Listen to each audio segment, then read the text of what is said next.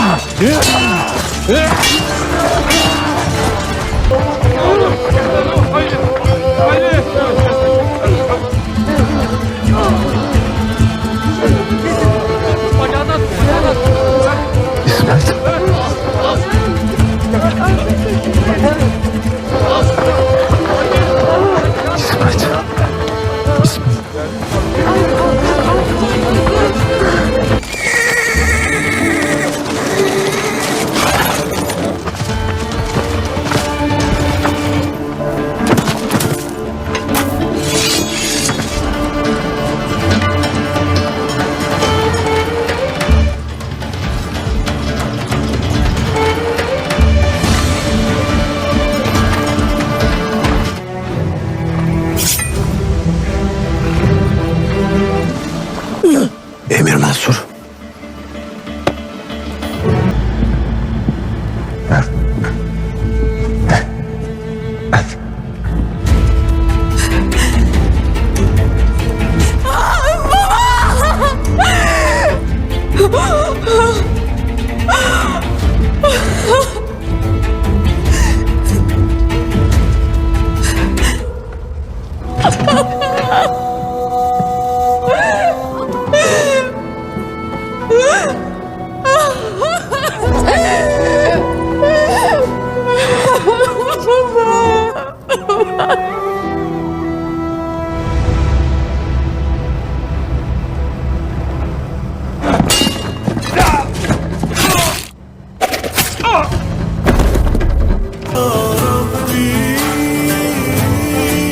अस्सलाम वालेकुम नाज़रीन, ये है सलाहुद्दीन अय्यूबी की किस्त नंबर 45। आज की किस्त इंतहाई इंटरेस्टिंग है।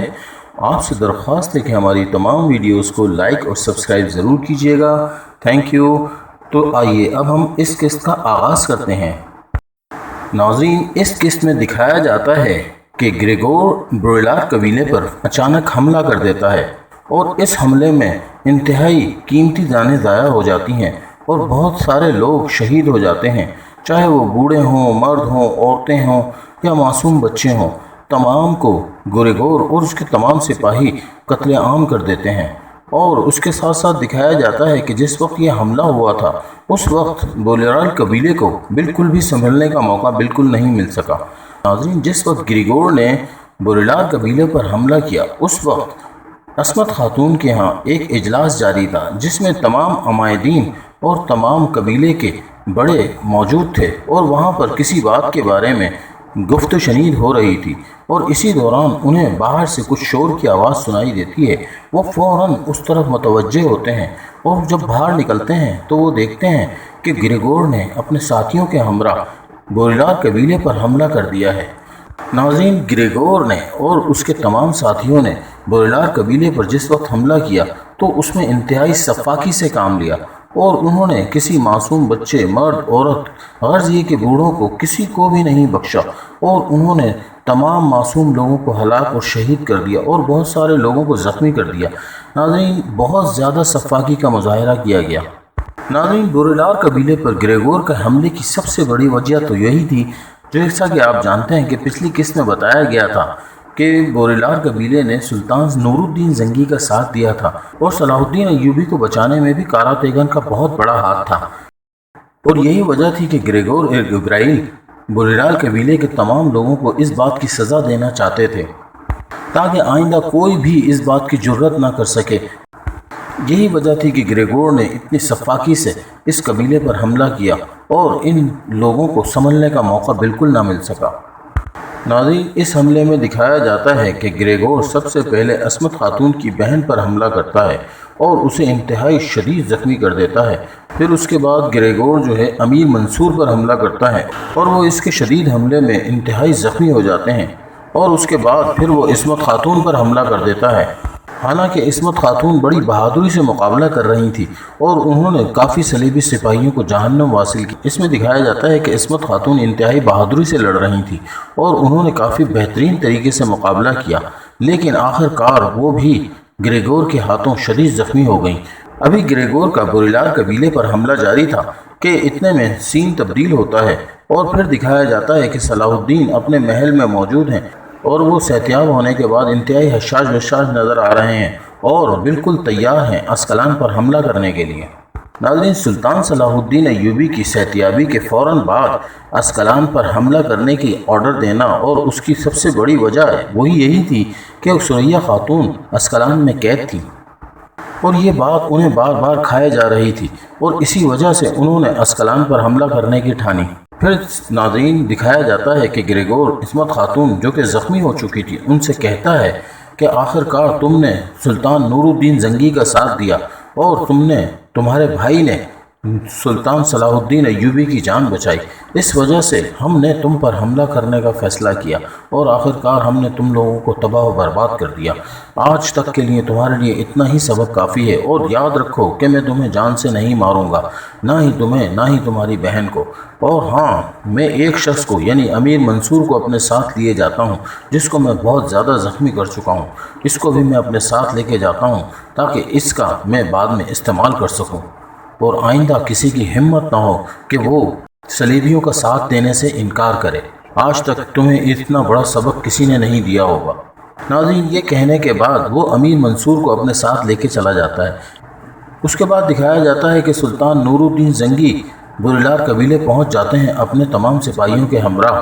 ناظرین، نور الدین زنگی کے وہاں پہنچتے ہی نور الدین زنگی کیا دیکھتے ہیں کہ بوریلار قبیلہ انتہائی زخموں سے چور ہے، اور وہاں پر تقریباً تمام لوگوں کو ہی شہید کیا جا چکا تھا، اور بہت ہی کم لوگ وہاں پر بچے تھے، اور جو بچے تھے وہ زخموں میں انتہائی چور تھے اور زخموں سے کرراہ رہے تھے۔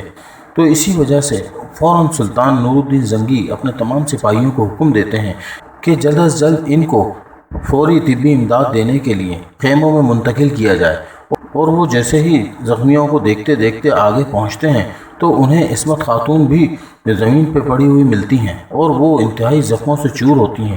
ناظرین، تمام زخمیوں کی حالت زار دیکھتے ہوئے سلطان نور الدین زنگی اپنے سپاہیوں کو حکم دیتے ہیں کہ جلد از جلد محل سے طبیب کو بلایا جائے۔ تمام طبیبوں کو بلانے کے بعد وہ لوگ جلد از جلد علاج شروع کر دیتے ہیں، اور اسی کے ساتھ دکھایا جاتا ہے کہ ملکہ خاتون بھی اپنے ساتھ طبیبوں کو لے کے آتی ہیں، اور وہ عصمت خاتون کو اٹھا کر اپنے ساتھ خیمے میں لے جاتی ہیں، اور جتنے بھی زخمی ہیں انہیں بھی مختلف خیموں میں منتقل کیا جاتا ہے تاکہ ان کا بہترین علاج ہو سکے۔ ناظرین، یہاں پر یہ بھی دکھایا جاتا ہے کہ سلطان نور الدین زنگی اپنے خاص کمانڈر شیرکو کو بلاتے ہیں اور اس سے کہتے ہیں کہ یہ یقیناً گریگور کا کام ہے جس نے اس بوریلار قبیلے پر انتہائی سفاکانہ حملہ کیا ہے، اور اس قبیلے پر حملہ کرنے کی سب سے بڑی وجہ یہی ہے کہ عصمت خاتون نے صلیبیوں کا ساتھ دینے سے انکار کیا اور انہوں نے ہمارا ساتھ دینے کی بات کی، اور یہی وجہ ہے کہ یہاں پر امیر منصور بھی موجود نہیں ہے، اور امیر منصور کو یقیناً گریگور اپنے ساتھ لے گیا ہے۔ ناظرین، پھر دکھایا جاتا ہے کہ گریگور اور گیبریال جب اس بوریلار قبیلے سے تمام لوگوں کا ہلاک کرنے اور زخمی کرنے کے بعد نکلتے ہیں، وہ امیر منصور کو بھی اپنے ساتھ لے کر نکلتے ہیں۔ اسی دوران دکھایا جاتا ہے کہ وہ جیسے ہی جنگل میں پہنچتے ہیں امیر منصور کو ساتھ لے کر، تو وہاں پر ان کا سامنا صلاح الدین ایوبی سے ہو جاتا ہے۔ پھر دکھایا جاتا ہے کہ سلطان صلاح الدین ایوبی امیر منصور کو گبرائیل کی قید میں دیکھتے ہوئے گبرائیل سے کہتے ہیں کہ امیر منصور کو فوراً چھوڑ دو، ورنہ تمہارا حشر بہت برا ہوگا اور تم زندہ سلامت نہیں رہو گے۔ اس کے جواب میں گریگور کہتا ہے کہ صلاح الدین ایوبی، اگر تم نے ایک قدم بھی آگے بڑھایا تو یقیناً میں امیر ایوب کی جان لے لوں گا۔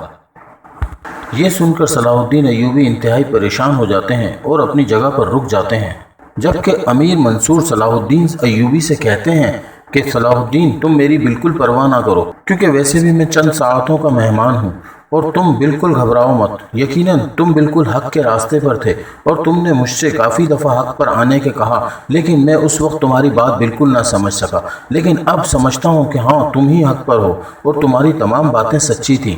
بس یہ یاد رکھنا کہ میری بیٹی اب تمہاری امان میں ہے اور تمہیں ہی اس کا خیال رکھنا ہے اور تمہیں ہی اس کی حفاظت کرنی ہے۔ آج سے میں اپنی بیٹی تمہارے سپرد کرتا ہوں اور میں یہ چاہتا ہوں کہ میں سکون سے اپنی جان دوں، اور یہ سوچتے ہوئے اور یہ بات جانتے ہوئے کہ اب تم میری بیٹی کا بھرپور خیال رکھو گے اور اس کو اس قید سے آزاد کراؤ گے۔ پھر جبرائیل نے خنجر امیر منصور کے گلے پر رکھ دیا اور فوراً اسے چلا دیا، اور اس طرح سے امیر منصور شہید ہو گئے۔ پھر بوریلار قبیلے کا منظر دکھایا جاتا ہے جہاں پر کارا تیغن کی آمد ہوتی ہے۔ کارا تیغن آتے ہی جب یہ پورا منظر دیکھتا ہے کہ قبیلے میں تو تباہی مچ چکی ہے، کہ قبیلہ تو تباہ ہو چکا ہے اور ہر طرف لاشیں اور زخمی موجود ہیں اور تمام زخمی درد سے کرراہ رہے ہیں، تو اسے انتہائی غصہ آتا ہے، اور اسے جب یہ معلوم ہوتا ہے کہ اس کی دونوں بہنیں زخمی حالت میں ہیں اور ان کا علاج ہو رہا ہے اور وہ خیموں میں موجود ہیں، تو اسے انتہائی سخت غصہ آتا ہے، اور وہ فوراً اپنی تلوار نکال کر کہتا ہے کہ آج میں اسکلان شہر کو گرا کے رکھ دوں گا، اور آج مجھ سے اسکلانی ہرگز نہیں بچ پائیں گے۔ ابھی وہ اس ارادے سے باہر نکلنے کی ہی کوشش ہی کر رہا ہوتا ہے کہ اتنے میں سلطان نور الدین زنگی شیرکو کو اشارہ کرتے ہیں کہ اس کو روکو، اور پھر شیرکو اور ان کے بقیہ سپاہی کارا تیغن کو روکنے کی کوشش کرتے ہیں، لیکن کارا تیغن ان سے مزاحمت کرنا شروع کر دیتا ہے۔ اتنے میں سلطان نور الدین زنگی آ جاتے ہیں اور وہ کہتے ہیں کہ تم ضد نہ کرو، کیونکہ تمہاری دونوں بہنیں زخمی حالت میں موجود ہیں اور ان کا علاج معالجہ کیا جا رہا ہے، اور اس وقت قبیلے میں کوئی سردار بھی موجود نہیں، اور اس وقت تمہارے قبیلے کو تمہاری انتہائی ضرورت ہے۔ اس لیے اگر تم حملہ کرنے چلے جاؤ گے تو یہاں پر قبیلے میں موجود جتنے بھی زخمی ہیں اور جتنے بھی تباہی پھیلی ہے اس کو صحیح کون کرے گا، اس کا خیال کون رکھے گا؟ اور یہی باتیں تمام سمجھا کر سلطان نور الدین زنگی کارا تیغن کو قائل کر لیتے ہیں، اور آخرکار کارا تیغن وہاں پر رک جاتے ہیں۔ اور پھر کارا تیغن کو سلطان نور الدین زنگی کہتے ہیں کہ جیسے ہی تمہارے قبیلے کے حالات معمول پر آ جائیں گے تو ہم سب مل کر اسکلان پر حملہ کریں گے، اور یقیناً ہم سریا خاتون کو بھی زندان سے نکالیں گے اور ان کو قید سے آزاد کرائیں گے، اور ہم گریگور اور گیبریال کو خاتمہ کریں گے۔ اس لیے تم صبر کرو اور جلد بازی کا مظاہرہ ہرگز مت کرو۔ اور سلطان کی یہ تمام باتیں سن کر کارا تیغن قائل ہو جاتا ہے اور اس بات سے رک جاتا ہے۔ ناظرین، پھر دوسری طرف دکھایا جاتا ہے کہ گیبریال جب امیر منصور کو قتل کر دیتا ہے تو سلطان صلاح الدین ایوبی اسے روکتا رہ جاتا ہے، لیکن وہ اپنی اس حرکت سے باز نہیں آتا، اور ان کے قتل ہونے کے بعد سلطان صلاح الدین ایوبی جیسے ہی گریگور اور گیبریال پر حملہ کرنے کے لیے آگے بڑھتے ہیں تو وہ گیبریال فوراً صلاح الدین ایوبی سے کہتا ہے کہ صلاح الدین ایوبی تم ہرگز یہ کوشش مت کرنا کہ ہمیں تم نے ذرا سا بھی نقصان پہنچایا تو یاد رکھنا کہ وہاں پر سریا خاتون کا خاتمہ کر دیا جائے گا، اور اگر تم چاہتے ہو کہ سریا خاتون زندہ اور سلامت رہیں تو تم ہم پر حملہ نہیں کرو گے۔ اور یہ سن کر سلطان صلاح الدین ایوبی انتہائی پریشان ہو جاتے ہیں اور وہ کچھ سوچنے پر مجبور ہو جاتے ہیں۔ پھر گیبریال سلطان صلاح الدین ایوبی کے سامنے سریا خاتون کا دوپٹہ پھینک دیتا ہے، جس پر صلاح الدین ایوبی اور ان کے تمام ساتھی مشتعل ہو جاتے ہیں، لیکن سلطان صلاح الدین ایوبی اپنے غصے پر قابو کرتے ہیں اور گریگور اور گیبریال پر حملہ نہیں کرتے اور وہیں رک جاتے ہیں۔ خیمے کے اندر داخل ہوتا ہے اور وہاں پر دریافت کرتا ہے ملکہ خاتون سے، جو کہ سلطان نور الدین زنگی کی وائف تھیں۔ ان سے معلوم کرتا ہے کہ آیا عصمت خاتون کی طبیعت اب خطرے سے باہر ہے، تو وہ جواب میں کہتی ہیں کہ ہاں، اب عصمت خاتون کی جان خطرے سے باہر ہے اور وہ اب صحتیابی کی طرف گامزن ہیں۔ یہ سن کر کارا تیغن انتہائی مطمئن اور خوش ہو جاتا ہے۔ تو ناظرین، آج کی قسط کا اختتام ہم یہیں پر کرتے ہیں۔ آپ سے درخواست ہے کہ ہمارے چینل کو لائک اور سبسکرائب ضرور کیجیے۔ بہت بہت شکریہ۔ السلام علیکم۔